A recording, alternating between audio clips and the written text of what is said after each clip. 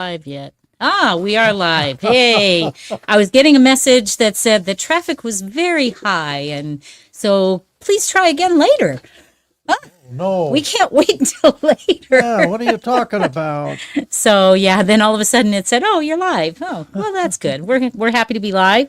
My name is Janice Hermson. This is What's the Story, and I'm here with Doug Ashby. Yep. Welcome.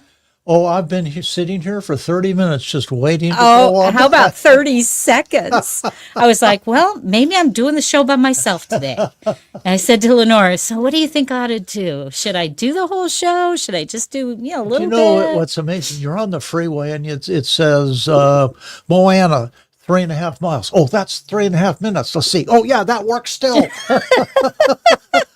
I'm good. I can make it. I could do He's it. got his Starbucks, so he's good to go. And no, we're not a sponsor. They're not a sponsor. And you know what?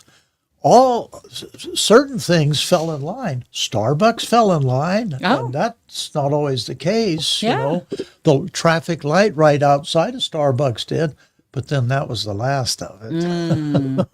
So do you take the freeway till you get here, or Yeah, do you? Okay, straight up yeah. So freeway. you just have a couple of signals to go through. Yeah. But they can be doozies. They They can. The can ones be. on right Oh, on Mill. especially down by the Yeah. school. You know, don't push that button. No, you push the button. That's funny. That's very funny. Well, we have both been extremely busy, and Yes. I always try and set up the show so that things are good, and these guys know what I'm going to talk about, and and what they should talk about. And about 9:30 last night, I think it was about 9:30, wasn't it? I had just gotten home. I hadn't had dinner yet. And so I emailed them both and said, well, we're going to wing it today. Well, that's okay. Yeah, and Doug's pretty good at winging it. So, and apparently Ed is too, because he couldn't make it apparently. So, what can I say? It's been a doozy of a week for all of us. Have you heard from him? Not today. Okay. Just the email that you and I both got. Yeah. And if you've listened to the show before, you know that Ed is one of our co-hosts, and he's in Florida right now helping his mom. Who had an incident, and so sometimes you need to help, and he's doing that. She's doing fine, and she's still doing fine, getting ready to get out of rehab, and hopefully then they go back to her home, which is in Ohio, and we go from there, right? But he was going to join us online, and he probably either was there and couldn't get back in time, or who knows? Maybe he's out there on the beach because his aunt lives near the beach, and yeah, he's got great digs, I got to tell you. But Gotta love it. This kind of begs the question: when he gets mom situated, is he coming back home or Not is he right staying? away. No, he's staying with her. Oh, is he? Yeah, he's going to stay and take care of her until she doesn't need to be taken care of anymore. So Oh, no telling what that means. hard to know. God only knows, as they say, right? One of the things, maybe we've talked about this before, but it always makes me laugh, is that, especially with the fire department, we get funeral notices all the time. And, the guy was 77 or 79 or whatever, and it goes, well, that's pretty good. Yeah, had a good life. life. Had a good life. Well, the closer you get to those numbers. The less you say that, trust me, I know. I'm not saying that anymore. No. More time. One time, I was the bereavement officer at a fire department funeral. Where you present the flag to in this case it was the widow, and this and that. And you go up and you say, but the thing that struck me the most was it was a fire department chaplain that was giving the service, and he looked out as soon as he stood up, looked out at everybody, and he says, "Don't any one of you think that you're going to get away from this. We'll all go through this one day." I go, "Oh, that's cheery." Really great intro, fella. Thanks so much. Wow. Well, it certainly made an impression. Well, I guess, yeah. You don't get away from it, but Yeah. can I tell you? So I am going to, first, before I share my screen, I'm going to share my screen because, as I always do, I want to show you the picture today. And so let me share that. Oh, shoot, it didn't work. Oh, let me stop sharing for a sec. You know, All right, let me try it again. this word for today is a lot deeper and a lot more It encumbering is, than you would isn't think it? it is. Yeah, somehow my screen keeps sharing to this instead of what I want it to. That's okay. Here we go. Hopefully, everybody that is watching as opposed to listening can see the screen. And this is what we've got today. We have a young man reading, right? But that doesn't really tell you what the word of the day is, but you might want to guess what the word of the day Well, is. there he is. Yeah, there he is. Yeah. So that's the hint of what our word of the day is. And Doug, do you want to share? Sure, sure. Fire away. You know, I think that's an excellent photo, especially if you look at the words and things that Yeah. are behind that. Yeah. Ever since the 17th century, the word has been used to describe a strange happening or extraordinary thing in a person's development. These are people who are typically undergo development contrary to the ordinary course of nature, and as a result in them having way more skills. And tell them the word because you didn't use the word. Prodigy. Prodigy. Yes. So Yes, prodigy. potentially this young man could be a prodigy, right? Okay. That's a possibility. Interestingly, though, once I searched this word, I debated on my picture. I chose this one, but I wanted to use a different one, which was a picture of someone by the name of Albert Johnson. And unfortunately, he passed in 2017. He was known professionally as Prodigy. So, yeah. He was an American rapper and record producer. So there you go. The word gets used in many ways, right? Oh, absolutely. Yeah. Let me fire a couple Sure, go ahead. synonyms out there, and I think the very first one that they put is genius, mastermind, a wonderkin, whiz kid. Wait a minute, I got it on their sheet here somewhere. It's still on the printer. I do it all the time. Yeah, and its roots are in Latin. The word prodigy also has the origin in Latin word of prodigum, which means portent or omen, and it was used to prophesy the result of Latin battlefields or people's futures. Ah, there you go. Okay, but And that was 15th century, wasn't it, when it originated? 717. Oh, no, 15. You're absolutely right. Yeah, I thought I remembered that. Prodigy is also an annotation tool for AI, machine learning, right? Downloadable annotation tool for lots of acronyms I'm not familiar with. You might be LLMs, NLP, and computer vision tasks such as named entity recognition, text classification, object detection, image segmentation, evaluation, and more. So even AI is getting in on Prodigy. Well, how about this? What does prodigal mean?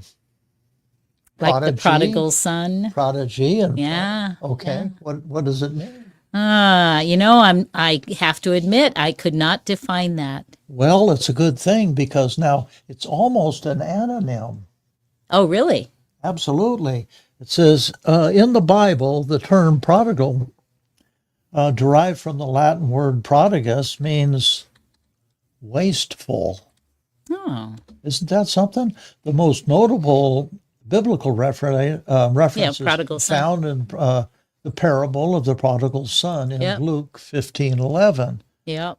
That parable tells the story of a young man who squanders his inheritance on reckless living, only to find himself in blurred out circumstances. The story illustrates not only the consequences of poor choices, but also the overwhelming grace of a father who welcomes the son back with open arms. So now I would think with the root of prodigal and prodigy, You would think they'd be very similar. Yeah, absolutely. yeah. You know, you just can't tell with words what they're going to be. I looked up, what was I looking at? Oh, I was looking up radio jets because I had found an article about that. I think, yeah, radio jets. And I have a collection of science books from the 60s and, you know, early on that I keep for reference to kind of look things up, see how it compares to today. And so I went into that, and ironically, looking for radio jets, which I did not find, by the way. But it's not because it wasn't there; it's because it was the type of science book that I was looking at. But I did find in the back they were talking about how words change.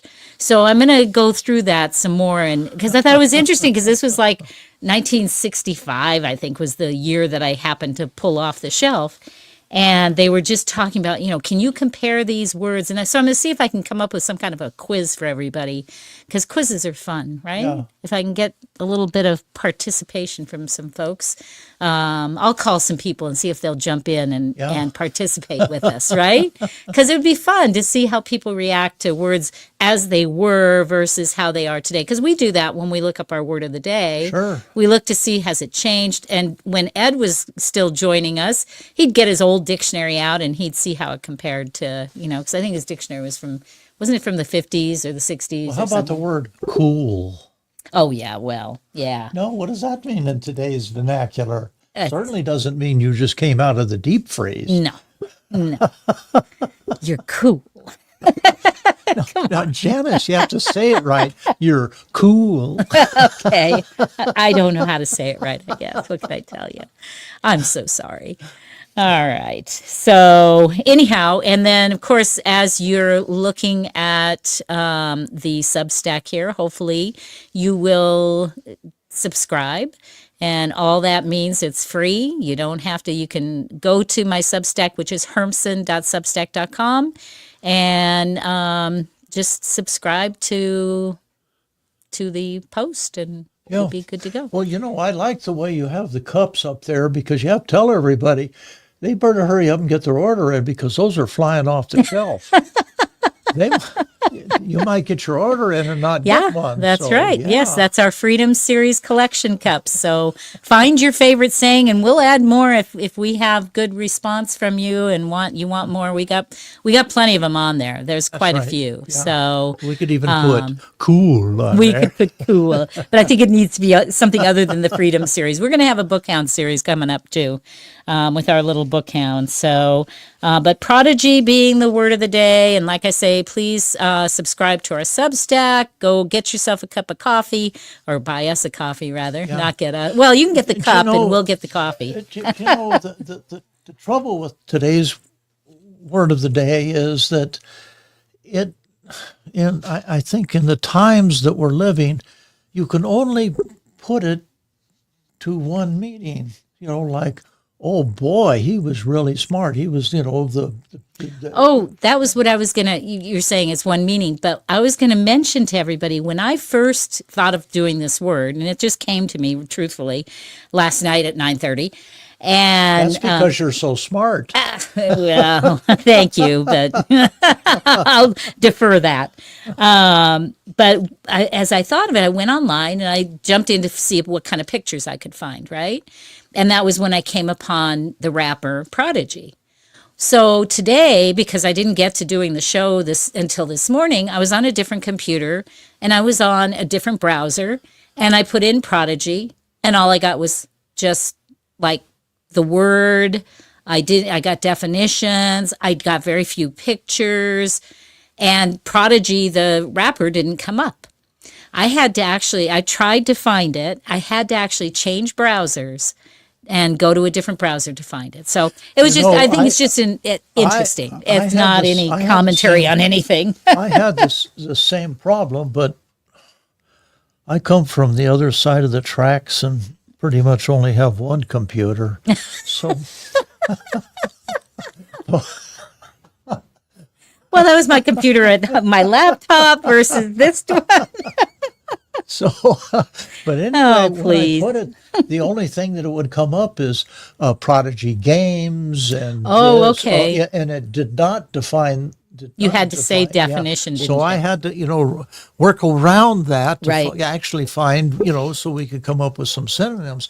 And I don't know what happened. I know it's here, but I had a whole larger list Yeah. of synonyms. Well, I want to give the exact meaning: a highly talented child or youth. That's one. And this is from Merriam-Webster. And B is an extraordinary, marvelous, or unusual accomplishment, deed, or event. And then the second meaning being something extraordinary or inexplicable, or a portentous event, as you had said, an omen. So I think those are good definitions, and we do like to share not new words, but just words that you might be familiar with. But, oftentimes we know what a word is, but we can't always define it. Just like he said prodigal, and I was like, well, the prodigal son, right? That was the first thing that came to my mind. Yeah, But as yeah. far as defining it, that was difficult. So probably shouldn't be, but it is. But So. for words that are so, what is that called? What's it called when two words they're pronounced the same but they're different? Oh, yeah. What's yeah. You're the, testing me. there's a name for that. There is. Yeah. It escapes me at the moment. Yeah. How about that? Yeah. Well, there again, somebody can call in. It's probably on the tell us tip what you of think. a lot of people's tongue. Yeah, tell us what you think there. All right, so I talked about I know what I want to do. So I was scrolling through one of the social media sites, and I'm going to go ahead and stop sharing my screen now and be just us. But I was scrolling through some of the sites, and I came upon one where the president was signing an EO, and next to him was someone just yucking it up while he was signing the EO. Okay, so hang on a second, because I want to remember his name, because I think he's the budget guy. I had written it down and now I'm not going to remember. Here we go. Stop. Just a minute. Don't do this. Haven't shared my screen yet.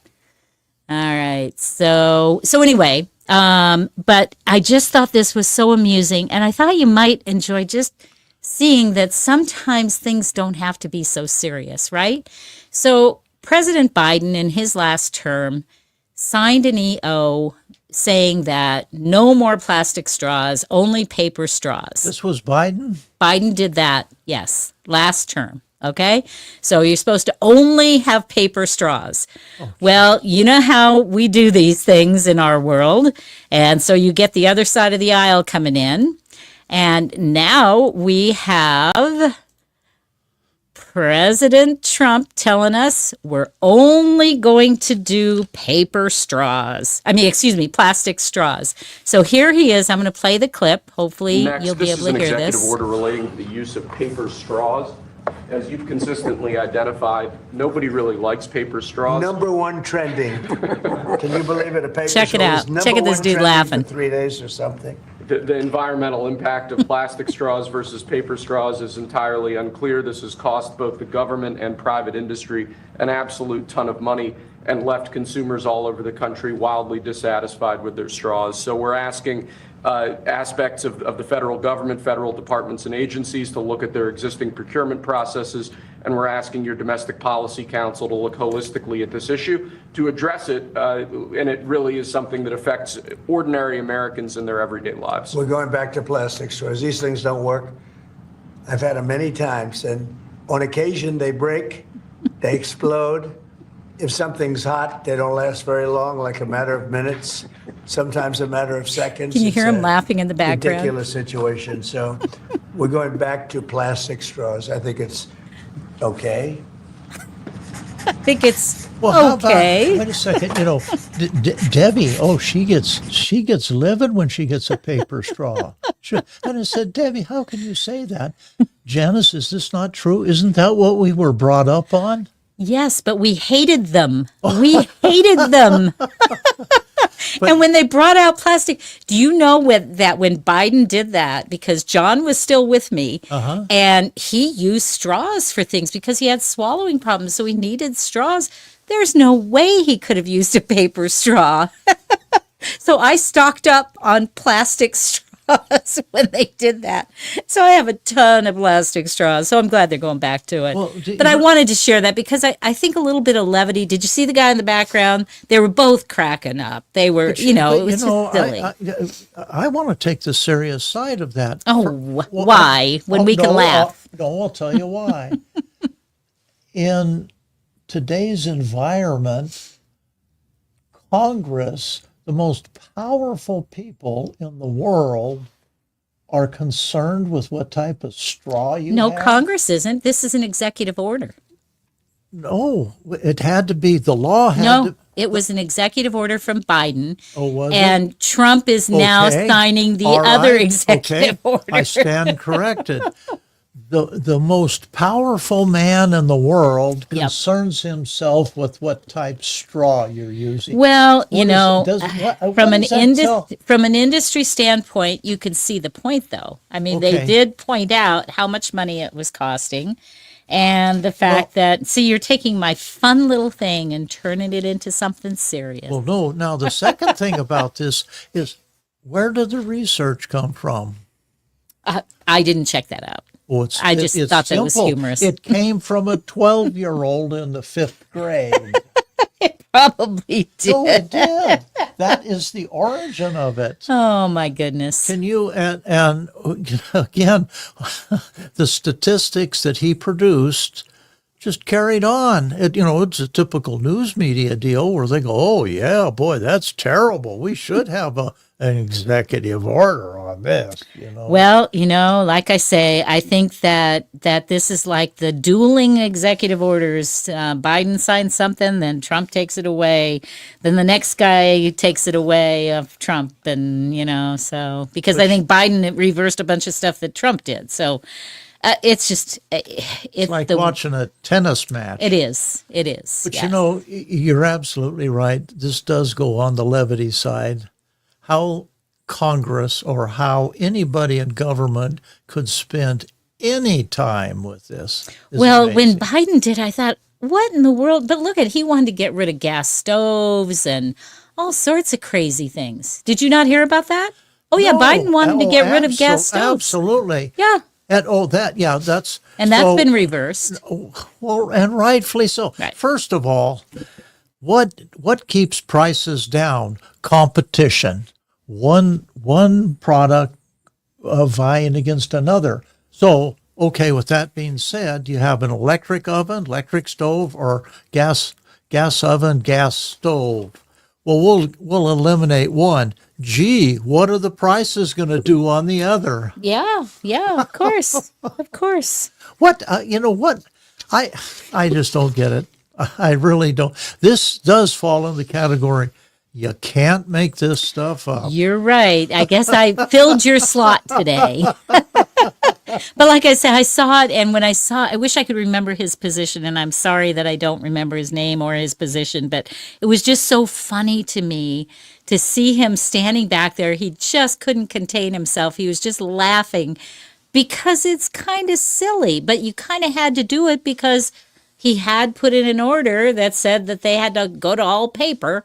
And you couldn't do plastic, so to help the industry, I'm glad he's laughing because I hate to tell you this, Senator or Congressperson.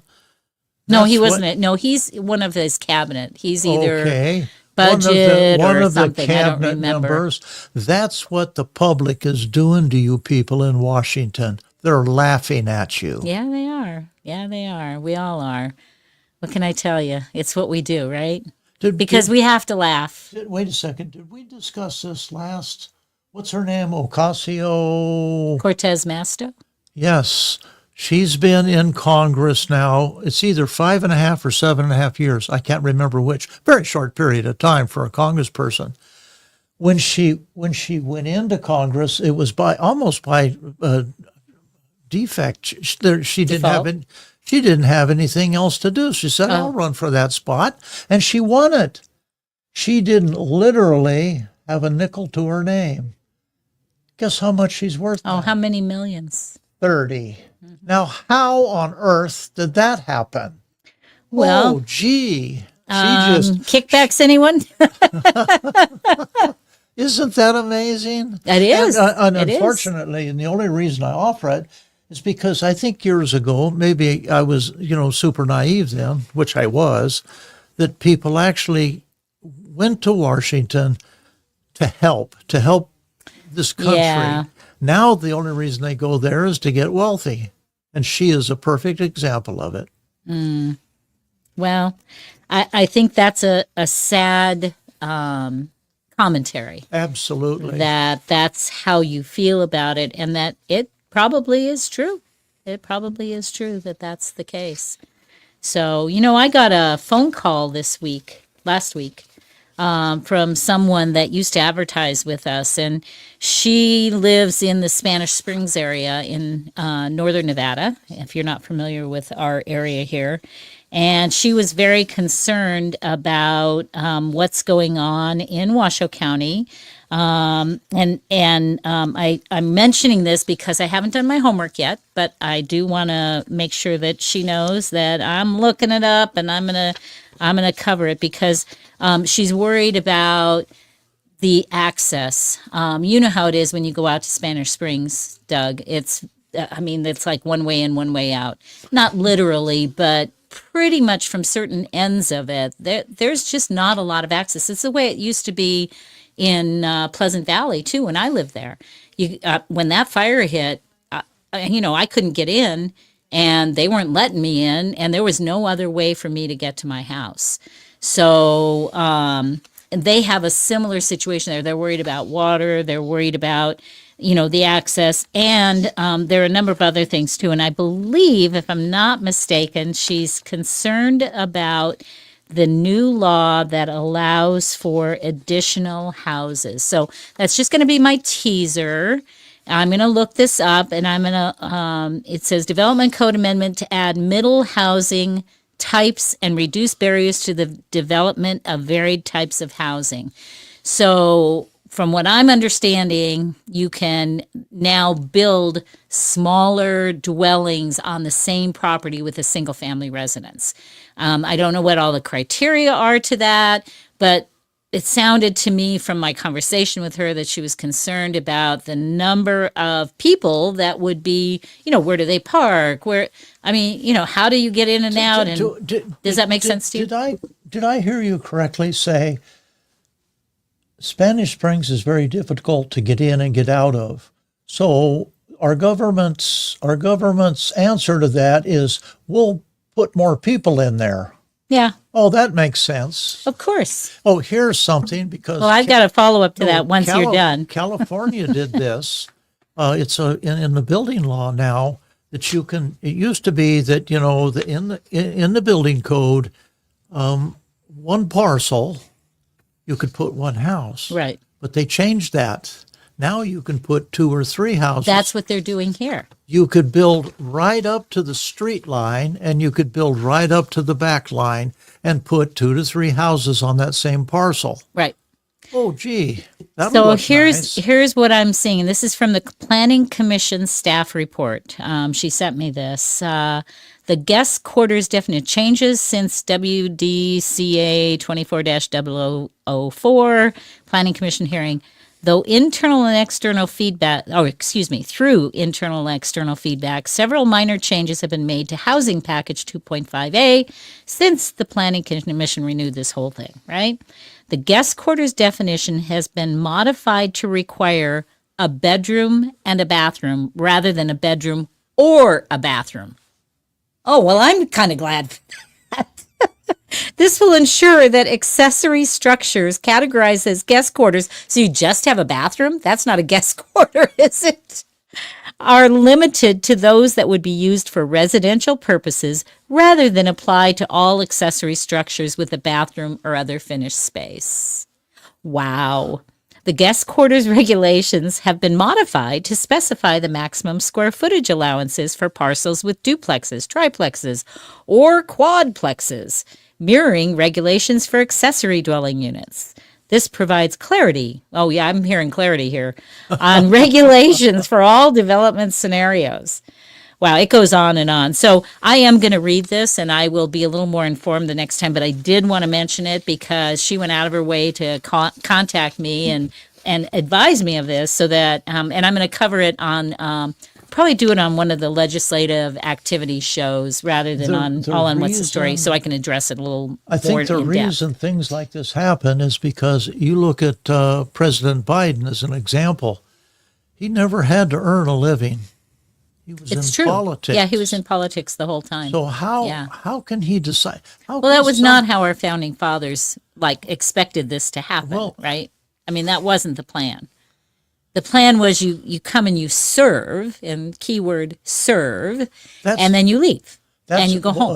Well, and hence the reason that's the difference between Senate 6 years and Congress Yeah. 2 years is because they wanted you to go there, do what you're going to do there, and then go home to your district and find out what your people want, find out what's Wouldn't going that be on. something? But again, what I difference? tried to get a meeting with Mark Amadei's office, and I got one phone call back, and then they ignored me. So, I guess I needed to go knock on the door instead of, sending the email and asking if I could make an appointment. Maybe I just need to go pound down the door. What do you think? I think Are you these listening? these are the people, the same people that tell you how they serve the public. Well, he didn't like the topic. I know he didn't like the topic because it had to do with elections, and none of these guys really want to talk about elections or get data. I had some data for him, and they just don't really want to see the data. They just want to stay above it all and tell you that we've had the best elections ever, the best we've ever had. Well, one of the things that I Right? do like is what they're cherry picking out of the elections, this last elections, is they continue to reference and say, do you realize that President Trump had 7 million Oh, yeah. more votes Yeah. than his challenger, and when you stop and think about that, yeah, that's great. But they say now that's a mandate. No, it's not. That's still, when you're talking 300 million people, that's not a mandate. I guess, because they had not gotten majorities before, the popular vote. So now that he won the popular vote, they're calling it a mandate for that reason. That's my interpretation anyway. Well, I like that they're listening and saying, okay, we'll take that as a mandate. That's pretty. It's better than what they've done before. Well, matter of fact, let me bring this up right now because it fits right in here. Unfortunately, this was in February. Oh, he went on freeze.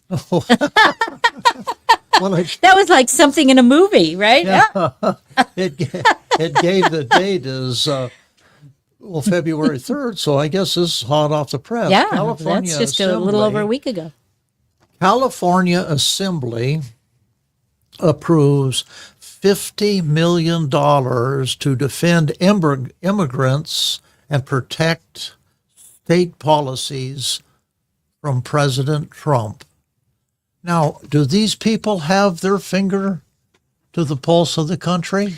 Well, And not and only there's that- another story I have that's similar to that, where the birthright citizenship issue, apparently there was somebody that posted on one of the feeds that there was a secret meeting, and they all got together, all these Democrats got together to plan how they're going to prevent President Trump and the Republicans, I presume, from changing this birthright citizenship issue.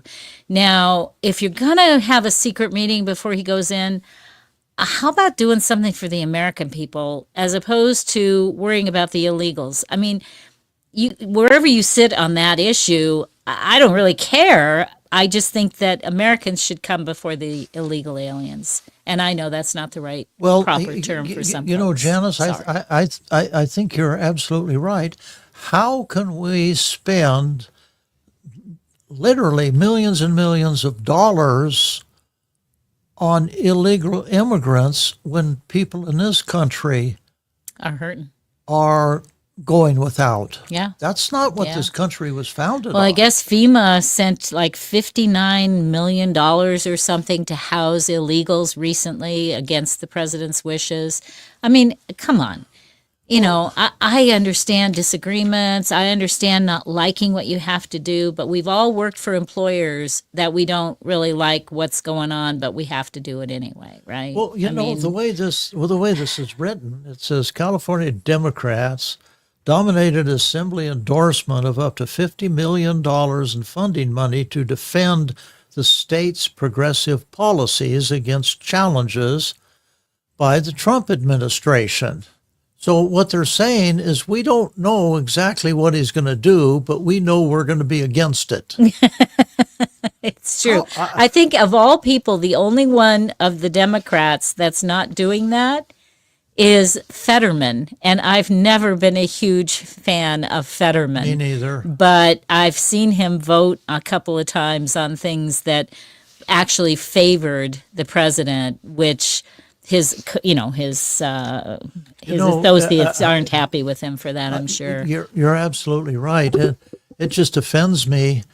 First of all, I guess I'm old school. I think that when you get into an institution that is as revered as our government is, you should have a tie on. You shouldn't be in blue jeans. Right. Yeah, I agree with that too. I think that's crazy. Yeah. Hang on a second, because I'm trying to see this. So Senator Andy Kim, this was something I printed. It's not on my list of things here, but Senator Andy Kim says he's open to shutting down the government if Trump continues dismantling agencies. So Charlie Kirk's response to that was, Democrats now say that in response to Trump shutting down huge parts of the government, they're ready to retaliate by shutting down huge parts of the government. He says, no, please, anything but that. Well, no, hey, Janice, take this at the face. You know, the best time we have is when you guys are in recess and Yeah. not back there screwing things up. Yes. So, yeah, yes. go out. That'd be great. Yeah. FEMA did send $59 million last week to high-end hotels for illegal immigrants violating the law and defying President Trump's orders. So they're doing a clawback demand to recover the funds. And this stuff that I'm telling you right now, I have not had a chance to confirm. This is from online media, so, you know, there could be some flaws in this, but that is what I'm reading. I've read it in more than one place, which is why I decided to share it. But just, you know, be aware that sometimes we see things and they're not necessarily true, right? But I kind of feel like that one probably is. Janice, there's a difference with what you just said there. We can make an honest mistake and say, oh, well, I'm sorry, I read that, and Right, that's how I interpret right. it. But that's not what the news media does. The No. news media perpetrates lies. They do. know They go it's out and tell you lie. it's Yeah, factual. Absolutely. Yeah. Yeah. Yeah. Yeah, but here it is. Here's the secret agreement I was talking about. Secret blue state resistance agreement obtained, birthright citizenship. And the source of this one, I think, is probably pretty good.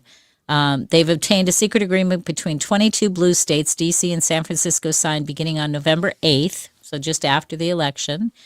This agreement, just 3 days after President Trump's landslide, shows that the resistance actors began as a matter of absolute urgent top priority, plotting their resistance to President Trump's anticipated actions to end birthright citizenship. So they all signed an agreement saying that, you know, they're gonna stop him from having birthright citizenship be stopped, right?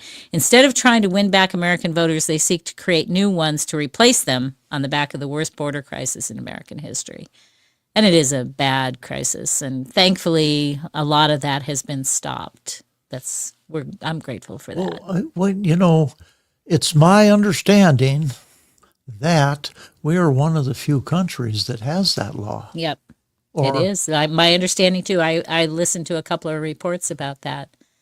Well, but the thing, I listened again, it was on the radio, and this judge comes out and says, I don't know what they're talking about. The 14th Amendment is graphically clear. It is in there. They are to have birthrights. I read that amendment, and I think we talked about this a week or two ago, Yeah. and that's not necessarily so. The way it's written, it is subject to interpretation, and I think somebody smarter than me has to interpret. But Well, that's that's know. where the old adage, where you stand on a subject depends on where you sit. that's And that's true. exactly right. So here's another from social media, since I did pull this up. You might hear in the background, you might hear my little bling every now and then. Now, this person says that they came across a lawyer, Tom Renz, and I actually have seen Tom Renz do a presentation. He came here to Reno, who actually read he's an attorney, Doge executive order, and expecting some illegal power grab, found it to be airtight. Turns out Trump and Musk didn't create anything. Obama did. Now, I read this on another feed, too, about that Obama created this, but I couldn't find any sourcing on it. So Tom Renz supposedly has read the, thing and says, Well, Janice, do you find that unique that you can't find it? If it's well, no, it's just that the liberal media is going to Right. report it. That's right. Yeah. And then you try and dig into documents, and it's a big rabbit hole, right? Yeah. I mean, you got to really dig deep to find things. Obama created United States Digital Service, and I want to look this one up in 2014. It was meant as a bureaucratic patch job to fix the Obamacare website meltdown. Remember when his website just didn't work? Fast forward to 2025. Trump rebrands it Doge, United States Doge Service, keeps the acronym, keeps the funding, but gives it a whole new mission. So legally untouchable because it was already fully funded and operational. Trump invokes, and anybody can look this up, 5 USC 3161, which allows him to create temporary hiring authorities. Doge teams get embedded inside every single federal agency. Each team consists of a lawyer, HR rep, a Zoomer nerd, and an investigator. They report to Doge, not the agency they're embedded in. But wait, there's more. Trump invokes 44 USC Chapter 35, which governs federal IT and cybersecurity oversights. I know this is weeds, but it's interesting. Since USDS was originally an IT oversight body, Doge now has full access to all federal data systems. His executive order is written to block legal challenges. So we'll see if this comes true. There's much more to this. I'm not going to read it all. But supposedly Obama, in essence, created Doge. Wouldn't that be ironic if that's true? Probably is, huh? Yeah, a lot of these conspiracy theories turn out to be exactly what they say they are, and they're not conspiracy, they're real. So it's incredible. It's just, there's so much. And that's why my heading for today's show is what isn't a story, right? I mean, there's so many things that are stories that you just really wonder, what are we not going to talk about? So I am just looking to see if maybe I got a note. So anyway, just checking to see if I heard from Ed. What can I tell you? Did you have any more stuff that you brought with you that you want to cover? We got a few minutes yet before our first break. There is a couple things here, and they probably fit. I don't know. I mean, Okay. if you Give it a squint shot. your eyes, it probably will. It says, so many white men appeared in a Super Bowl 59 ads. Now, I don't think you can see that, but those are big headlines. Who is this from? Which agency do you know? Oh, You didn't print that out? and unfortunately, where I gives see the that, side, yeah. it didn't print out. Let me see if I can find But it. Maybe I can find out what who did on it. earth difference does it make? I don't know. They don't like white men?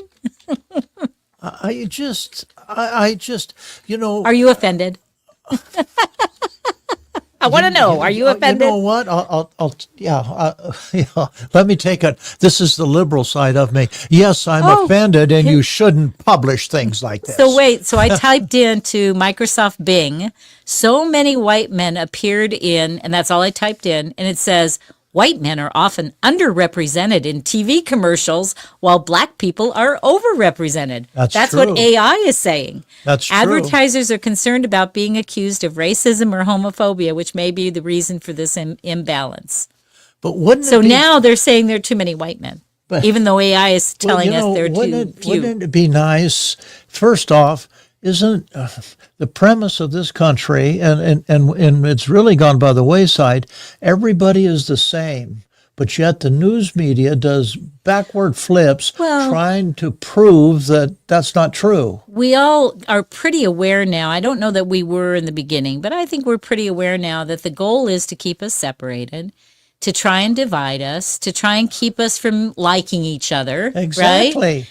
And unfortunately, what's happening, I think, is that based on, I heard an approval rating of President Trump that was to the moon of what he was doing right now.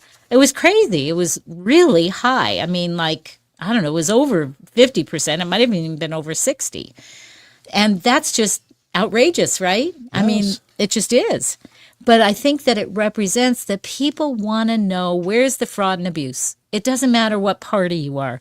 You want to know and let's face it, we know it's not just Democrats. Everybody on the left or on the right tries to say it's all Democrats. No. Yes. It is both sides of the aisle and in the middle.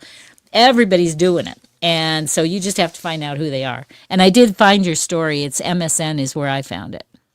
Yeah, I don't know. It's kind of funny because I read it on the computer and I say, oh, that'll be interesting. So I push print, and then unfortunately my printer said, nah. Well, it includes the list of famous white men who appeared in ads during Super Bowl 59 is long. And then they list all the people that were there, all appeared in more than commercial. Overall, the share of light-skinned actors in this year's lineup of national big game sports was 69%, up from 62 in 2023, according to Boy, should we be a offended? global technology platform that integrates data across creative media and production. That percentage is higher than government statistics on the country's demographics. Oh, yeah, but we know that our Census Bureau doesn't do their job very well either. So we can't really be sure that they're telling us the truth. The shift in more light-skinned tones appearing in Super Bowl 59 comes at a time when companies are rolling back their policies to advance diversity. Oh, so here's another goal of dividing us. Oh, they think they can get away with putting white people on. Well, we're part of the world too, I mean, I don't know. I don't want to be counting. I think it was yesterday when, unfortunately, I'm on AOL and they get all the news is liberal. But one of the things that they did is literally story after story after story was, did you see Tom Brady, the new broadcaster that they have? What, did he have a facelift? Oh, I don't know if I recognize. And it just went on and on. It was all negative. Go to the next guy, all negative. I thought, what is the matter with you people? Can't you just say, look at him? Tom Brady was there with a tie and a jacket on. He looked awesome. Why are you offended by that? I don't know. Hard to understand a lot of this stuff. It is. It really is. What the mentality is.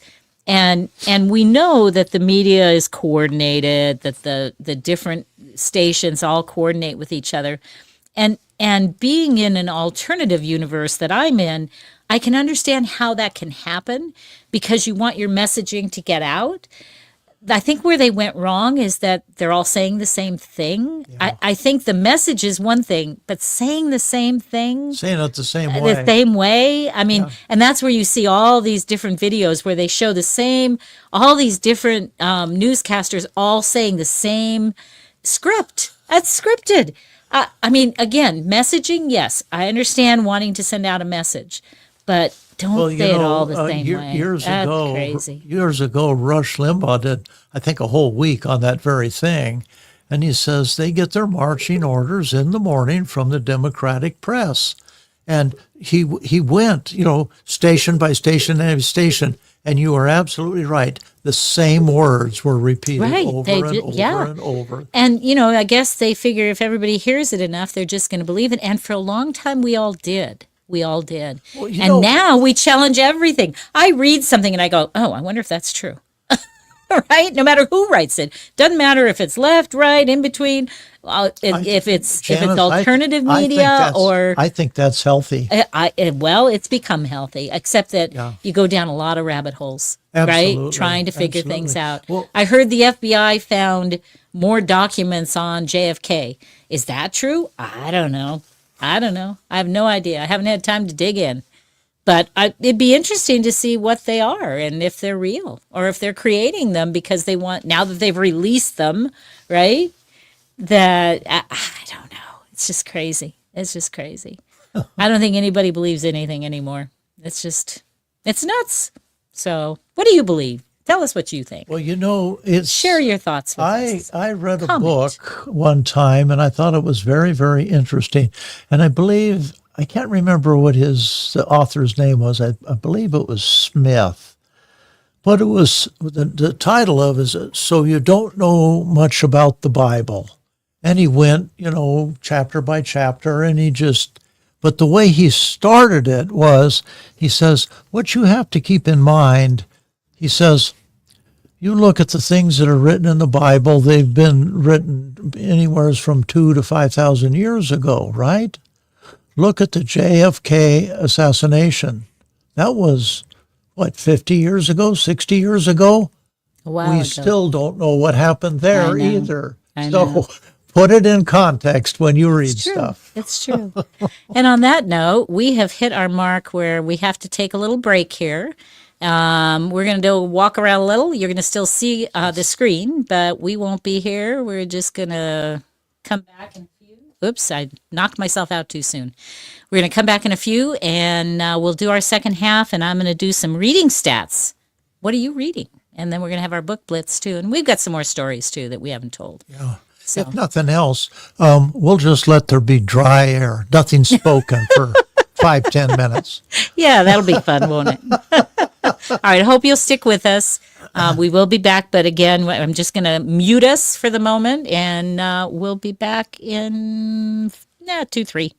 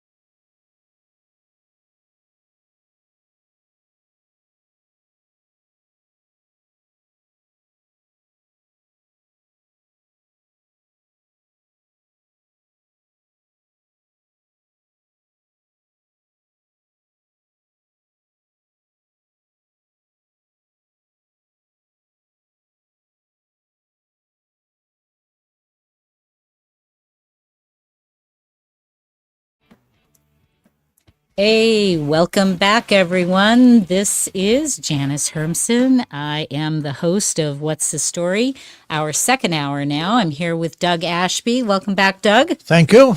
Yeah, it was a great first hour. If you missed it, hopefully you can either tune in tonight at 93.7 FM in Northern Nevada or go online to Rumble, YouTube, Facebook, any of the above, and you'll be able to find our show that is there because we're streaming live and it records there, so you can re-listen or listen to anything you missed, or if you want to check something out, one of those codes that I cited in the last hour. So anyhow, but glad to be back and glad to be here with you, Doug. And we forgot to close the door over there. How about that? That's probably going to mess with our sound a little bit. Doug's going to go fix that.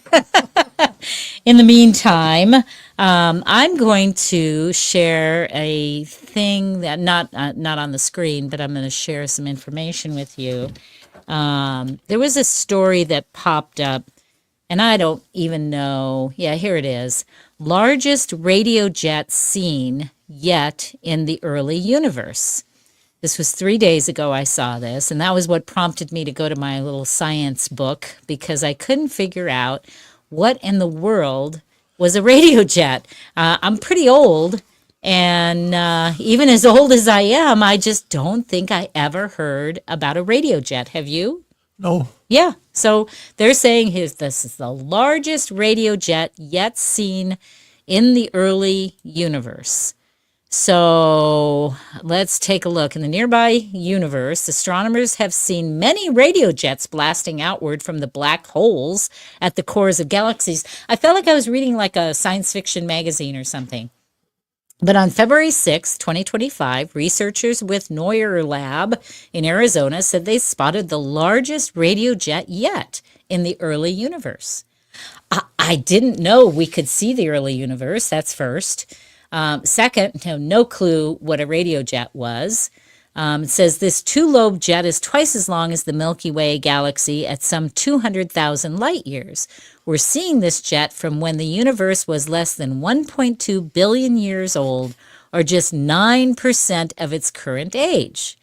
The researchers published their peer-reviewed research in the Astrophysical Journal Letters on February 6th. Now, I am not a science person, not good at it, not knowledgeable. So maybe to you science folks out there, this is something that, yeah, of course, right? Janice, that gives me overload. There is absolutely, with those numbers that you threw out there, there is no way I can relate to them. Nope, what's me neither. 200 light years. Yeah, me What is neither. that? So what I did is I went onto the internet and I said the etiology of radio jets because, again, do I believe everything? Like I said, this sounded like a sci-fi magazine to me, something that you're reading and it's not true. And, they're making all this stuff up, making it sound really good. So it says the etiology refers to the cause of origins of phenomena, in this case, radio jet. Here's a detailed examination. I think I went to Grok for this. Active galactic nuclei. Radio jets primarily originate from the cores of active galaxies, where supermassive black holes reside, which is exactly what they were talking about. These jets are powerful streams of plasma, often aligned with the black hole's rotation axis, ejected from the vicinity of the black hole at nearly the speed of light. So see, you get to learn something when you listen to What's the Story. But one of the definitions that I heard about a black hole is that it is so dense that light can't escape from it. Right. Now, how do you relate to that? You turn on the light and it doesn't come on? I don't know. Mean, yes, it's on, but we're obviously not the experts we need to be to cover this topic.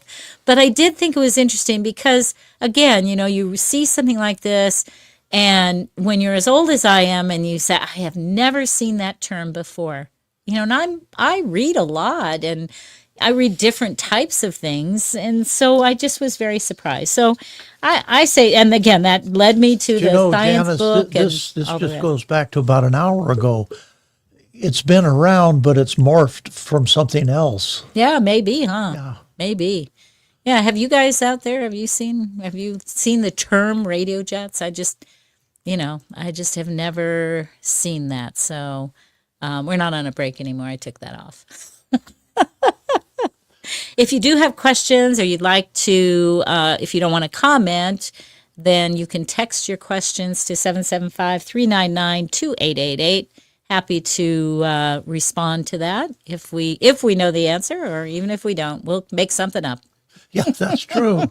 And when it comes to the universe, We'll make up a story. yeah, when it comes to the universe, you make something up. It fits. Oftentimes, right?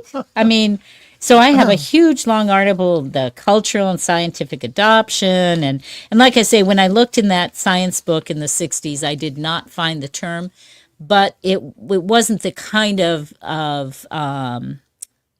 series, because I have a whole series of them, that it would be easy to find that term. You'd have to know exactly when and where and all that. But I thought it was worth a shot because it just is a term I'd never heard before, and so Well, there you go. certainly doesn't it make us feel small? Oh man, absolutely. We could be literally, well, not could be, we are. We're a grain of sand on somebody's beach. Yes, we are. I'm just happy I'm here for while I am, right? So I did want to share another story with you, though, and this is about the USAID, because I think this is a more middle of the road. It's a criticism of it, but it's also, like I say, a little more middle of the road, not just, oh, it's all bad. This is from a whistleblower who is talking about USAID, which is the U.S. Agency for International Development, I believe, or Interagency Development. I can't remember if it's I think it was International Development. So I'm a physician who was suddenly laid off from USAID last month after Elon Musk fed USAID into the wood chipper. I should be livid about what Musk is doing to my former employer, but I'm not. I'm a whistleblower who worked at USAID for 8 years, and Musk is mostly right about USAID's dysfunction. And I believe this was from a Fox News report. There was also one on either CNN or MSNBC, I don't remember which. As USAID's fate to be shrunk and subsumed into the State Department seemed all but sealed once the Republican-led Congress passed a law to legitimize it, two predictable debate positions have emerged. Musk and the Republicans say USAID is a criminal organization, that's a quote, full of, quote, radical left lunatics, end quote, that waste taxpayer dollars, while the Democrats and USAID staff say USAID nobly performs vital, life-saving work. He says the truth, as usual, is somewhere in between, but nobody disputes the criticisms regarding waste. Most colorfully said of USAID, quote, it's not, this was from Musk, it's not an apple with a worm in it. We have actually just a ball of worms, end quote. I suggest instead that USAID is better described as an apple that has become infested by worms. During my 8 years at USAID, I worked with some wonderful colleagues, and together we made real impacts. But we were too frequently undermined by a sclerotic and at times malevolent bureaucracy. USAID has many good apples, but also many bad ones, who spoil the barrel, as I will detail below. In my opinion, the ratio of good to bad is approximately 1-to-1. So the decision to fire 90% of the workforce is overzealous. So then they talk about how it went woke and destroyed itself. So he says USAID saves babies, but it also wastes taxpayer dollars at an unacceptable rate. To borrow another common analogy, it would be fair to say that USAID is a baby suffering in filthy bathwater that hasn't been cleaned for decades. It's not as nice as I thought it might be. Musk's overhaul of USAID, therefore, is a potentially valuable act of creative destruction.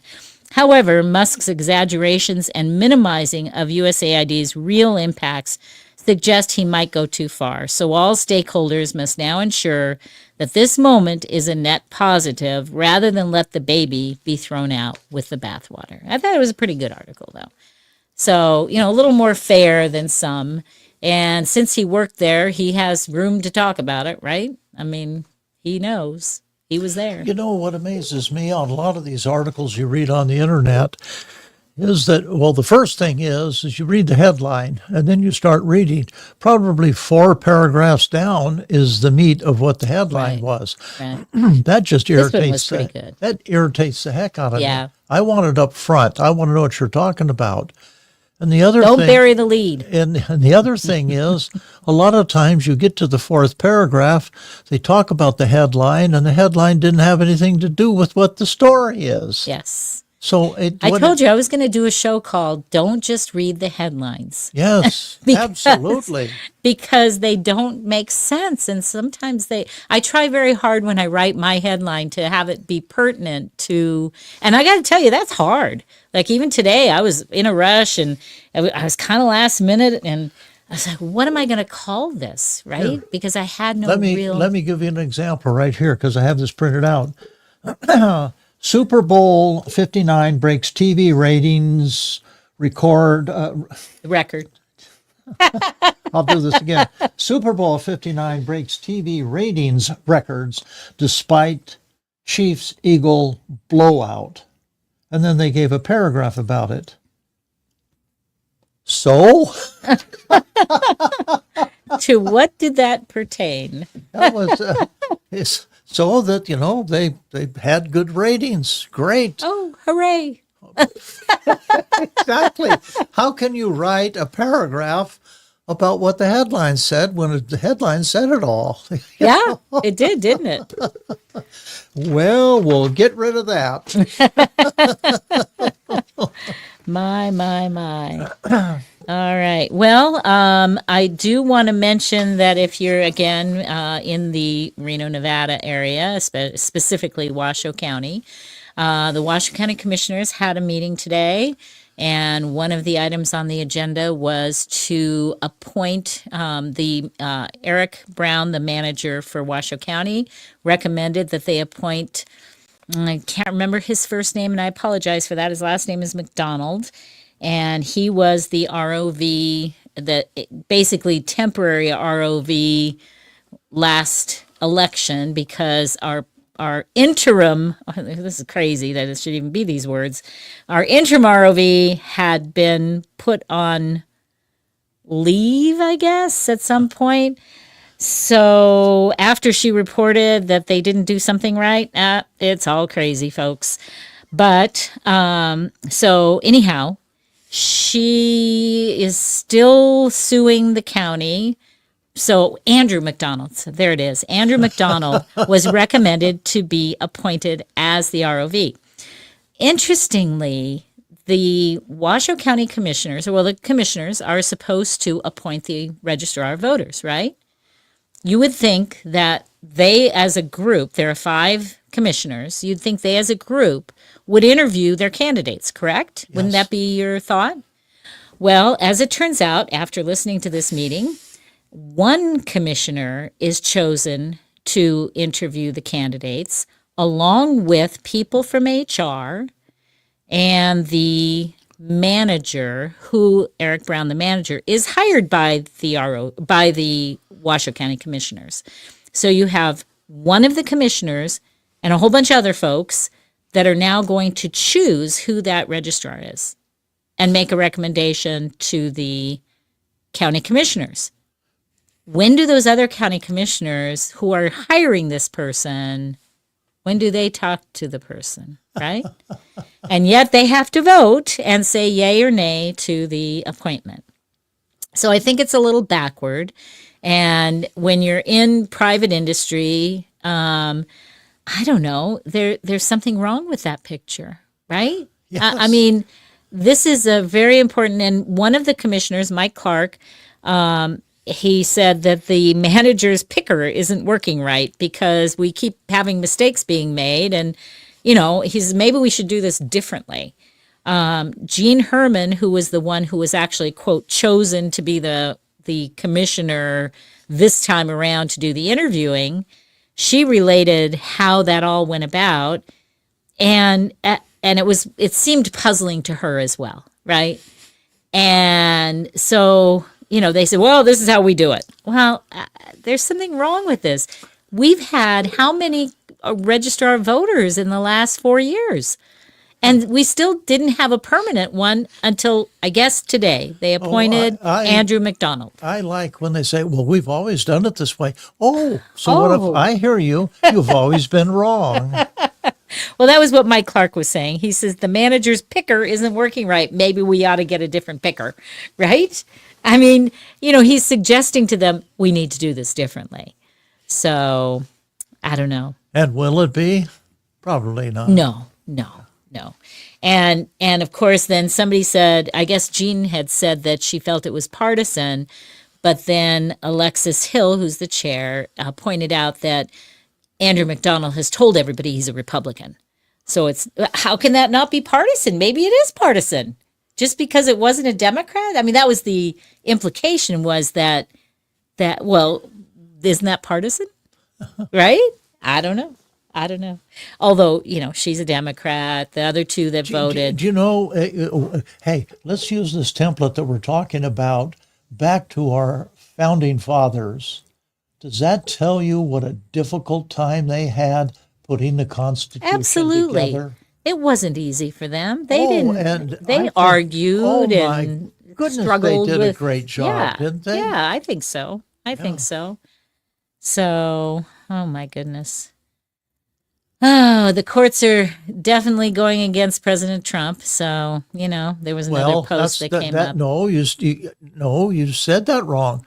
The Democrat courts, the judges. But it isn't always, because some of these folks have been appointed by Trump way back, or Trump's people way back. Very few, though. We need to be factual. The last 2 or 3 that came out and said, oh, yeah, this, and this, they said, well, let's look at his history. They're part of the Democratic Party. They've done, dedicated their research to him. They've paid them money, and on and on and on. They go, oh, gee, so I'm sure that they're just open-minded. So it makes you sick. So if you put yourself in that position, Doug, do you think you could be open-minded because you're conservative, you're definitely biased to that side of the fence. Yes. Do you feel like you could be fair in that situation? Yes, I do, and let me tell you why. How do you feel you can? Because what I would like to do is, and fortunately, this is what I have found when I've talked to some of my liberal friends. I say, I understand your position. Can you explain it to me? I think that's interesting. And they say, A is A is A is A. Okay, I say, well, that's interesting too, but I don't agree with that. What would be your second opinion? They don't have a second opinion. What they do is they go to name calling. That's all the deeper they are. Oh, you're a homophobe. Oh, you're this, you're that. Stop it. Give me reasons other than just one on why. And you know what? So how? Answer my question. What most of there is?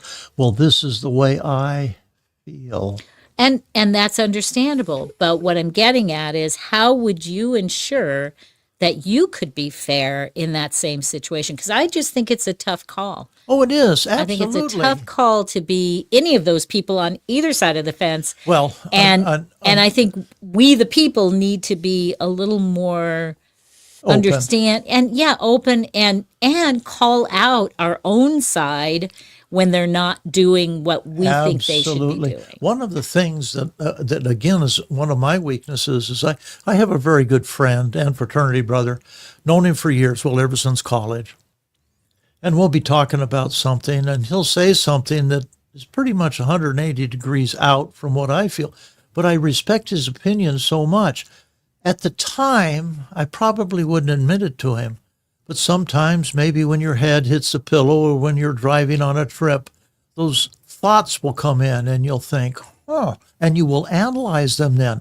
But the unfortunate thing is, it isn't immediate. I don't give an immediate response. Sure. But he slowly drags me across. With that being said, oh man, he's come up with some stupid philosophies. Timothy, I hope you're listening. Timothy was in your book, wasn't he? Yeah. In case you don't know, Doug is an author. He has written Heroes and Giants about his career as a firefighter and battalion chief. And it's a good book. You ought to pick it up. It's online and it's also available right here at LeRue. How about that for a quick commercial? Oh, it is. Unplanned. It is. It is good. And it is absolutely must reading for somebody that wants to come into the fire service. It's what you're Yes. going to see and the things that you're going to do. Yeah, even though it was a while ago, you know people in the fire service today, and you know that it's pretty much the same routine. It is. And, I was talking to a friend of mine and he says, actually it wasn't a friend of mine. It was my oldest son.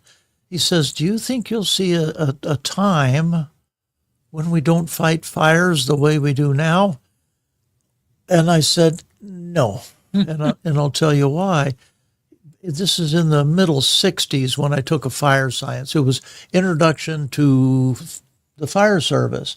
And one of the instructors, he was a battalion chief with Pasadena Fire. He said, you guys will see a time when, we won't fight fires the way we do today. No, it is hands-on. There's not much you can do.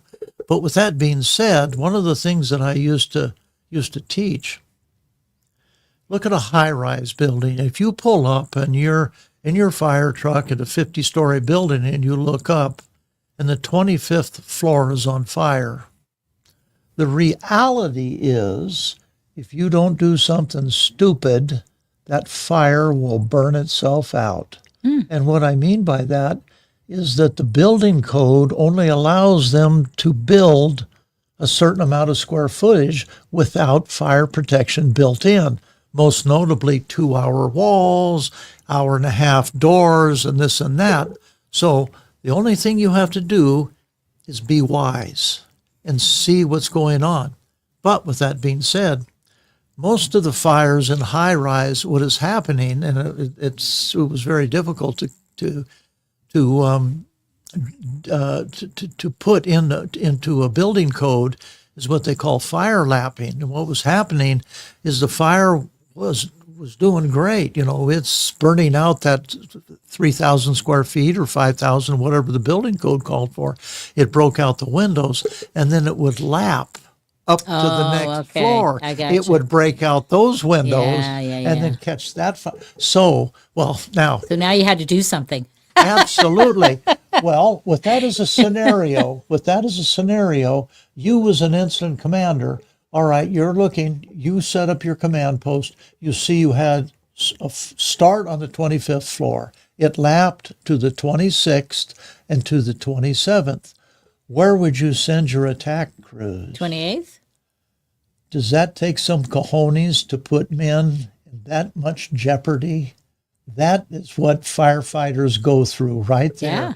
But that's exactly But that what makes they do. senand right? That's what you would have to do. Absolutely. Yeah. The only thing as an incident commander that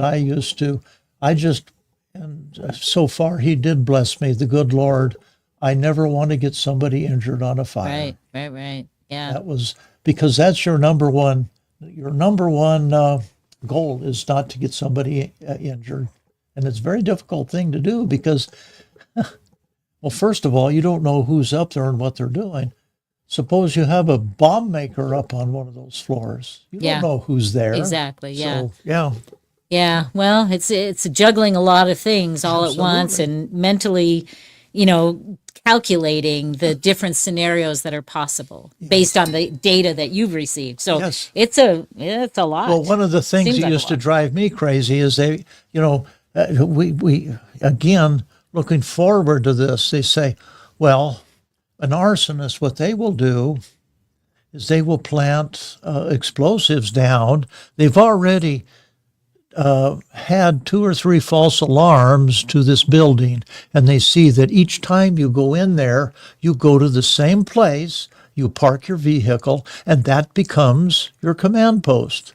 Oh, so they lock that in. Well, these guys that are setting that fire, what they will do is they will plant an explosive where they know where they know that the command post is going to be. Well, okay, now we know that they know that. So what is a secondary command post? Where is that going to be? You will stand there by your vehicle and look around. Well, I could go over there. No. Well, I could go over here. No.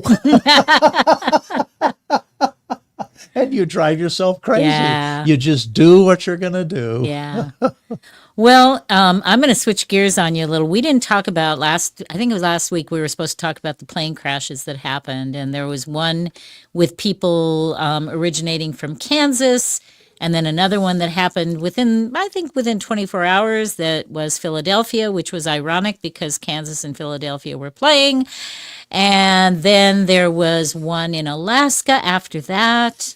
And then today, where else was there? Yeah, Yesterday. Alaska, Philly, DC, and was it yesterday for the Arizona? Arizona was yesterday. Yeah. Okay, well here it is. I'm gonna share this with you. I want to make sure it's on my screen. Yep. Okay, so this is the dramatic Arizona plane crash captured on camera. Now, how does Take a this look at happen? this business jet crashing into a parked plane. This at Scottsdale Airport in Arizona. Here's the moment right here. How does Good that Lord. happen? At least one I don't person know. was killed, 3 others injured. The plane owned by Motley Crue frontman Vince Neil. However, we should note a representative says the singer was not on board during the time of that collision. So You that know, was it- courtesy of CNN. That little flick At first there. blush, you would see that and say, you know what, that's going to be pilot error, pure and simple. But how about this? You know, when they're going down, and they have to be going 100 plus miles an hour to get airborne, well, they steer that airplane going down there with their feet.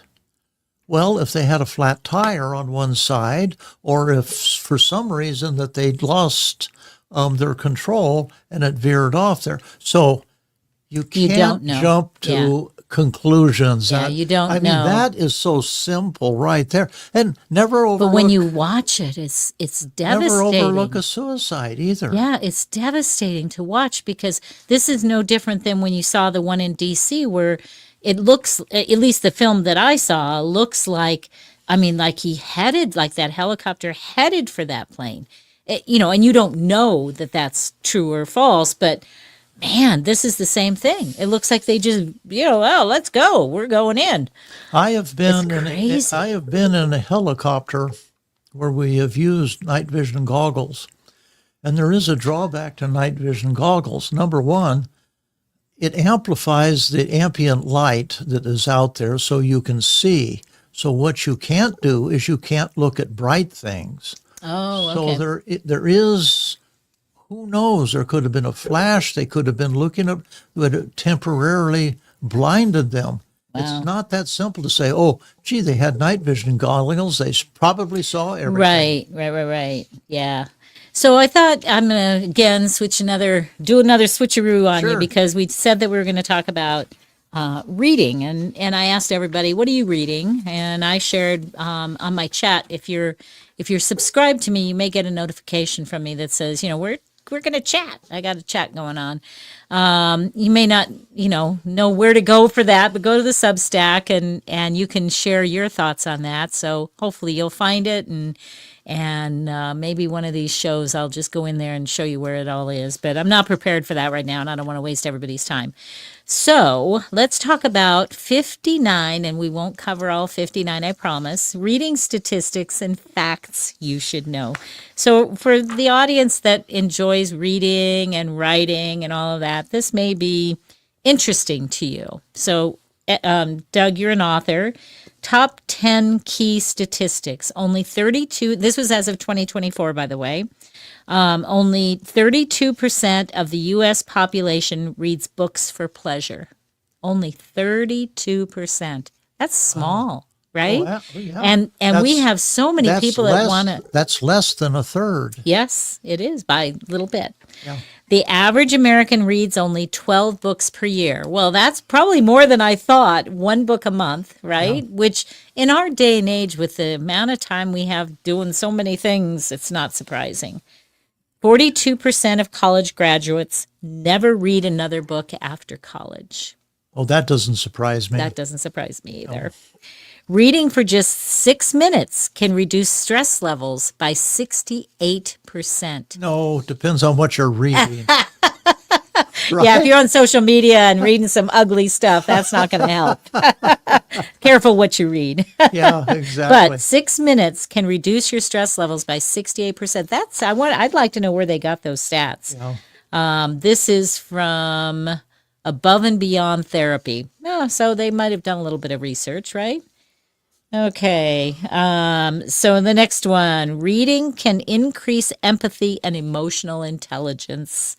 Children who are read to at home have a higher success rate in school.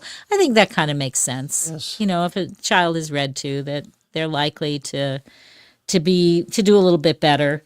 Reading can improve sleep quality. Yeah, I fall asleep when I start reading. Yeah, that's right. But there's another side to that.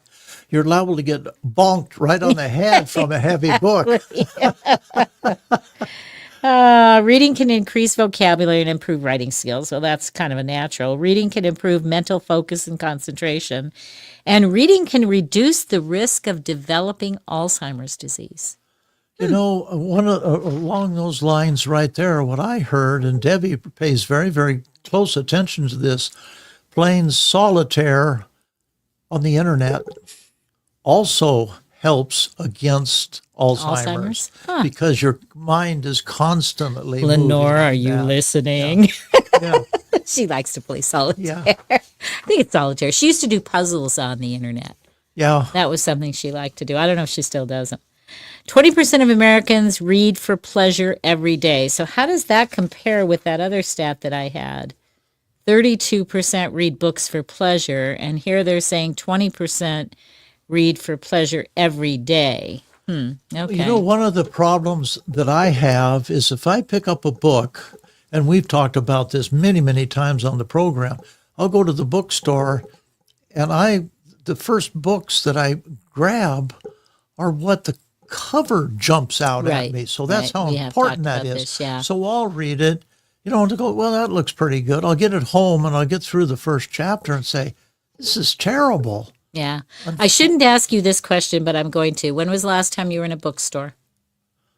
Oh, not too long ago. Yeah, maybe. I figured that. 70%, and me too, 70% of Americans, Janice, hang on. that's where we are. I know. Well, yeah, that's true. I'm in a bookstore every day. Well, I was thinking of a different Another bookstore. one of the lesser ones, right? Yes, of course. Yeah, I'm in a bookstore every day, so 70% of Americans have not been in a bookstore in the past 5 years. If you're one of those Americans, come to my store so you can say you've been in a bookstore. Yeah. Okay, 80% of U.S. families did not buy or read a book last year. 60% of U.S. public school students do not read at grade level. That's kind of sad. 85% of juvenile offenders have reading problems, and 75% of Americans who receive food stamps read at the two lowest levels of, and then it cut off. Sorry about that. I didn't know that What cut I've off. found the best way to improve your reading skill? Simple. Read more. It's true. It's Yeah. true. It says the average American spends only 19 minutes a day reading. I wonder if they mean just like reading a book or, something of educational value. That could be true, but their kids are reading their phones every second and every minute of every day. So that's not a real accurate stat. Getting back to, if I get to the first chapter of a book and it's not very good, it's my own personal feelings. I will never quit a book. Yeah, that's you. I have a David Baldacci book that I've never finished. I started and I can even probably go to the shelf and find it and tell you which one it is because it was just dragging. Yes. And I just could not bring myself Janice, through. I'm reading a book like that right now. I spend I get up sometimes doing 6 and 6:30 in the morning. That's my quiet time. And I get out, I get a cup of coffee, and I sit there by the fireplace, and I read for an hour, hour and a half. I really enjoy that. However, this book that I'm reading now is just dragging on. And I have never seen an author like this where he's all over. He's all over the place. Does he need a good editor? Is that his problem? No. No, I think it's by design. Oh? I think this guy is so intelligent that he just goes on, and every sentence that he has is a run-on sentence. And another thing too. How does that make him intelligent if you feel like he's doing well, run-on another thing sentences? too is every sixth word I have to look up. Oh, I mean, his vocabulary is something, but I'm sticking with it. It's a 500-page book, oh my goodness. and I only have 100 pages left. Wow, you are a trooper. Yeah. Hey, writers, solicit Doug for a review of your book, Yes. and then he'll read it no matter what. That's right. Well, have you Need a book review? Call Doug Ashby. have you ever heard that to review a book, what you have to do is you have to start at the bottom paragraph and work towards the front? No, See, yeah, I've heard that. I've tried that. It doesn't work. It's kind of, you don't know where. see, if I were going to, well, I have a method. Anyway, the most popular time of day for reading is before bed, with over 50% of readers choosing this time to pick up a book. So you prefer in the morning. Oh, absolutely. At Yeah. night, at night. Well, this is when I was working. I wasn't much of a reader because I never got in bed before 9 or 10. And when I got to bed, I was exhausted. So how do you read when Yeah. you're exhausted? You know what? Well, here's a good stat. Audiobooks have seen a surge in popularity in recent years, with sales increasing by nearly 25% from 2019 to 2020. So that's not Well, surprising. let me ask this as a question. Debbie taught me this. She marks a book when she's through with it. And I said, why do you do that? She says, well, when you get down to where you've read 100, 150 books, you pick one up and you say, Did I read this? exactly. And so I started doing that. I initial, and that way I can look back. Unfortunate thing is that when I look at it and I go, I don't know if I remember that or not. But then after you get, you say, well, I'll try it again. After the first page, you go, oh, it's coming back to me. Yeah, it's true.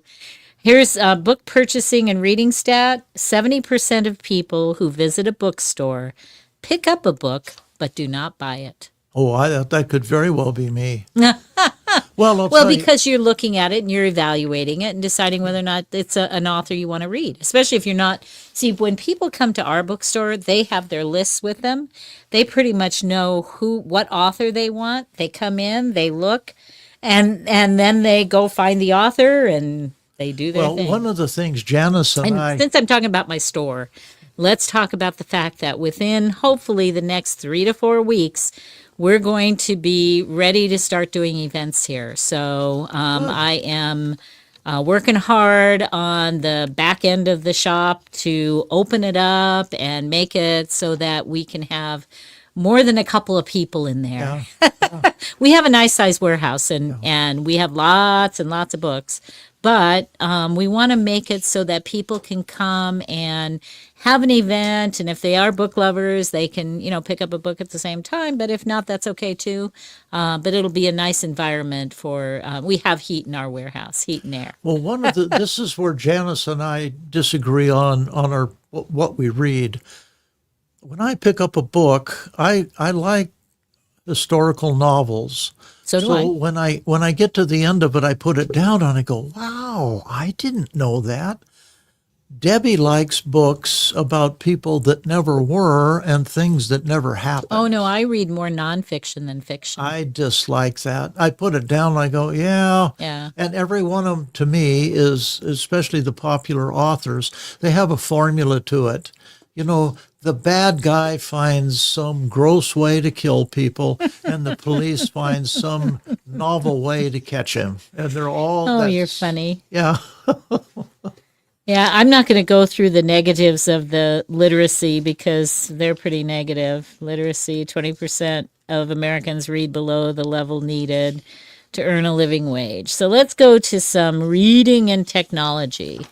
We still have a few minutes and then we'll do our book blitz. 91% of Americans aged 18 to 29 read books in some format, print, audio, or electronic. So that contradicts their earlier Yeah. stat, right? Maybe they were speaking specifically of print books. Maybe that was it. Yeah. I don't know, because that definitely contradicts. Ebooks make up about 1/4 of all book sales in the U.S. as of 2021. That's It's funny because that statistic right there, I was going to say is misleading. I don't know, but there was a time that we were saying that, now that they have, you can get the an verbal ebook. of this, Yeah, people aren't going to buy books at all. no, that's Same not thing. true. I don't like getting a book on my computer. I like having it in my hand.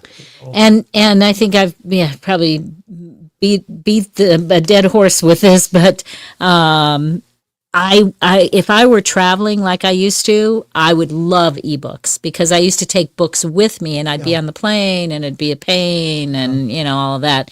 But yeah, being able to have a book in your hand is much nicer. However, I have to say that audiobooks right now are my favorite because while I'm working, I can be reading a book. How about this? When you're flying or traveling or in big groups like that and somebody's reading a book, do you find yourself going, wonder Yep. what they're reading? Yep. Absolutely. Absolutely. What is that? What are they reading? That's funny. Though, and speaking of audiobooks, the number of audiobook listeners in the U.S. increased by nearly 25% from 2019 to 2020. And in a survey conducted by Pew Research Center, 27% of Americans reported they'd not read a physical book in the past year. Yeah, that's, kind of to be expected because, I don't know, you just have so many and that's it, right? Yeah. So, according to a study conducted by the American Library Association, almost all public libraries now offer ebooks and other digital content to their patrons. Well, they have computers, and the big beef here in Nevada, northern Nevada, not so much in southern, and that's what's really ironic. Las Vegas does not allow porn on their library computers. Washoe County does. Now, that is the most insane thing because they say, we can't define what a person watches. And yet, there are children nearby. Now I'm getting political on you. Sorry. What a silly statement because they do it all the time. Yep. That's why they have a child section and an adult section. They don't want to have to enforce that, apparently, for whatever no, reason. I don't know what the mentality really of that don't. is. See, I'm a little challenged when it comes to this. Pornography is brash as it might be, is normal. That's what people do.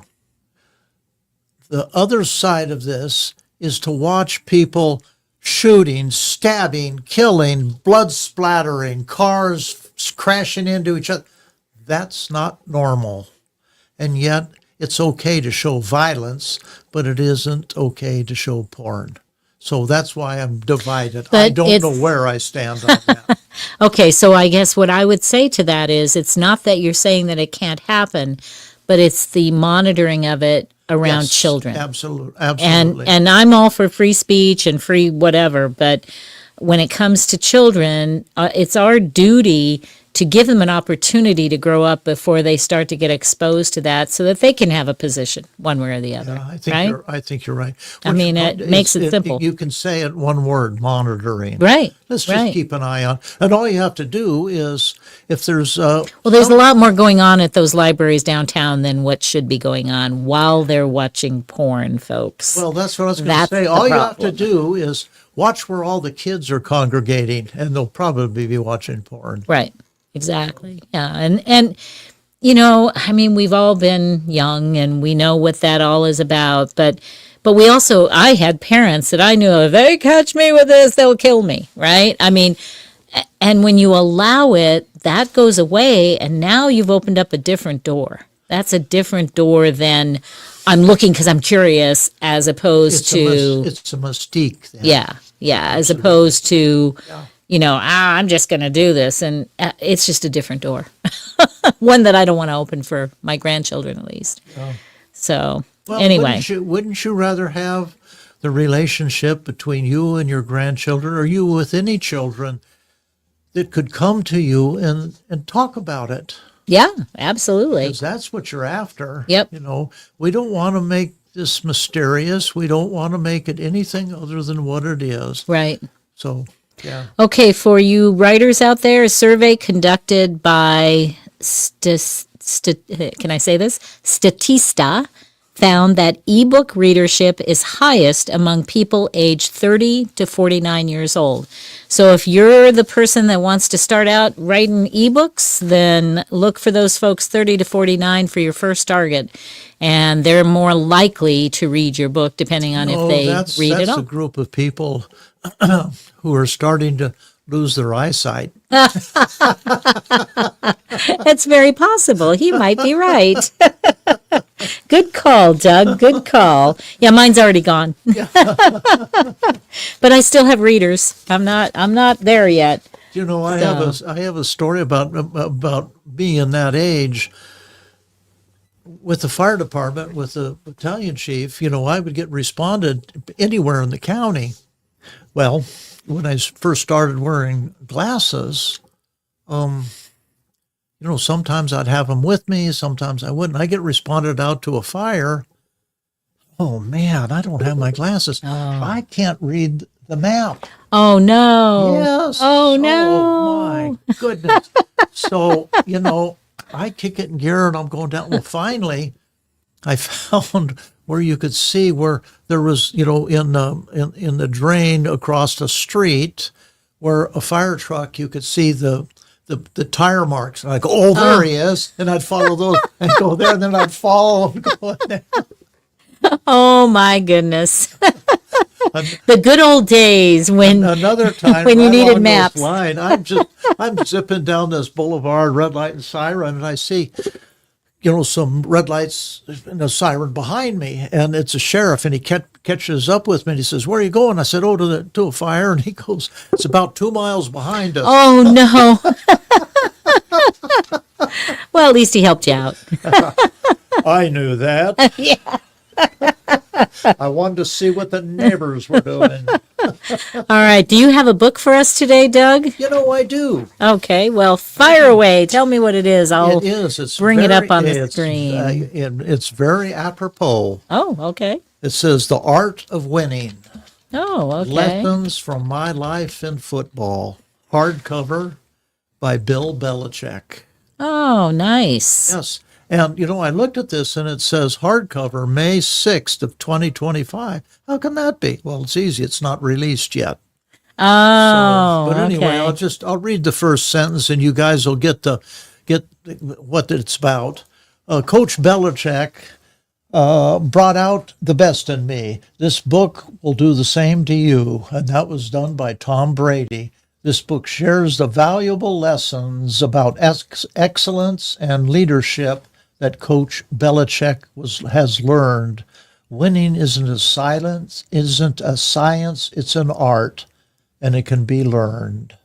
So, he is one of football's best coach. So Did you watch the game this weekend? Oh man, Debbie has just started watching football with me. Oh, I couldn't have nice. found a worse game for her. That was a terrible game. Only one team showed up. I hear you. And it was the team I wanted, so I was happy. Oh, man. And you know what the spread was, don't you? 1.5. And I'll tell you what, the odds makers don't get that wrong. and yet they got this one wrong. How about that? Wonder how that happened. And it wasn't as close as the score ended up. Yeah. I mean, That's interesting. It was just a terrible game, Yeah. you know. Well, I guess it depends on what side you were on. Yeah. Oh, that's true. That's true. Yeah. Oh, that's funny. You Yeah. know, and if I were to have bet on that game, I would have lost my money. There you go. Good thing you didn't bet, right? Yeah, it is very good. Yeah. So, The Art of Winning by Bill Belichick, and it's not out yet. It's on pre-order, I take it, correct? Yes, it'll be out May 6th of this year. Okay, there you go. May 6, 2025, hardcover, $24.50. So, and it's on Prime, of course.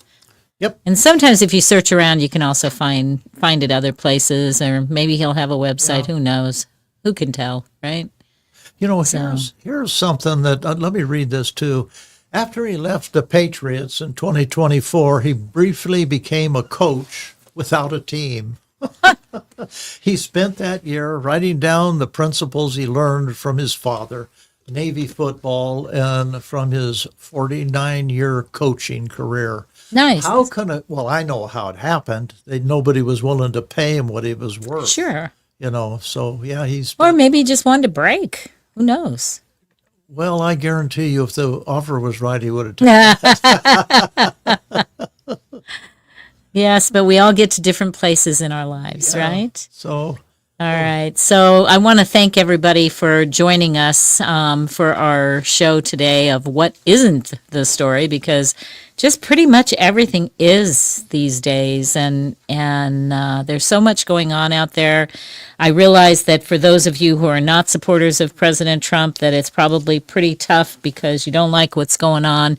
I would hope that you maybe take a look and see if you can find any value in any of it, at least in the fraud, waste, and abuse that he's finding. I think that that's helpful to all of us, and we need to be conscious of that even people we don't like can do good things. So, you know. one of the things that President Trump could do is listen to his wife. She says, "Would you please act a little more presidential?" But you know what? Isn't that the love of him? Because I don't think he has a quiet moment. Doesn't seem like it. Doesn't seem like it. He's a pretty busy guy. If it runs through his gray matter, he spits it right out. I hear he wakes up very early and goes to bed very late, so he doesn't get need much sleep. Yeah, I've doesn't heard get that. much sleep. So, you know, Not like Biden. He was just he was the opposite. Yeah. Yeah, Yeah. they had to wake him up to Yep. get anything out of him. Yeah, it's true. It's Isn't true. that terrible? I'm sorry. I apologize. He's not the president anymore, so it's time to move on. Yeah, I think so. All right. So we thank you for joining us every week between 3 and 5. And again, 93.7 FM in Northern Nevada. You can hear it, hear What's the Story on Tuesdays. And we appreciate your support. Hopefully go check out buymeacoffee.com and maybe buy us a coffee, or at least check out one of the cups. Buy yourself a cup.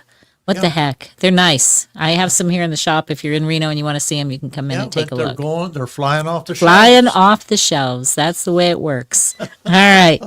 Okay, folks. Well, you hang in there, and we'll see you again next week. And hopefully, maybe Ed can join us. We'll find out what's going on That'd be nice. and see what's happening with him. I miss not picking on him. I know. I thought I was going to listen to you guys picking on each other about the game, but we didn't get to do that. All right. So next week, everybody take care, and we'll see you again. Have a great week.